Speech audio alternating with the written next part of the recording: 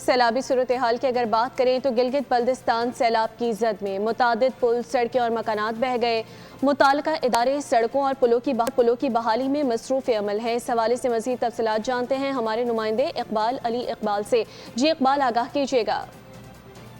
بارشوں نے تان کے ہر اضلاع کو متاثر کر دیا ہے۔ جگہ جگہ آپ کو لینڈ سلائیڈنگ کے واقعات رونما ہوتے ہوئے نظر آ رہے ہیں۔ طور پر جو اقدامات جو نیشنل ڈیزاسٹر مینجمنٹ اتھارٹی ہیں اور متعلقہ ضلعی انتظامیہ اور متعلقہ ڈپارٹمنٹ جی بی گورنمنٹ کے اشتراک سے اس پہ یہ فیصلہ کر لیا گیا ہے کہ ذرائع کے مطابق اس پر کوشش کریں گے کوئی بیلی پل تعمیر کیا جائے، اور اس کے علاوہ فوری طور پر جو بلتستان کے 4 اضلاع میں اس وقت اشیاء خوردنوش اور دیگر جو چیزیں ہیں یہاں پر آنی تھی وہ اس وقت رکی ہوئی ہے، وہاں سے لایا نہیں جا سکتا ہے کیونکہ دونوں طرف سے جو ہے روڈ بند ہے۔ ایک تو استور سائڈ سے بھی لینڈ سلائڈنگ کے باعث روڈ منقطع ہے، جس کی وجہ سے یہاں گاڑیاں نہیں لائی جا سکتی ہے، یہاں پر جو بڑے جو ہے ٹریلرز وہ نہیں آ سکتے ہیں، اور اگر J S R road Gilgit Skardu road ہے وہ منقطع ہے اور اس کو بحال کرنے کی کوشش کی جا رہی ہے، اور استور سے جو دیوسئی کا راستہ آنا تھا وہ بھی ضلعی انتظامیہ نے اس کو بھی بند کر دیا ہے۔ بہت شکریہ اقبال۔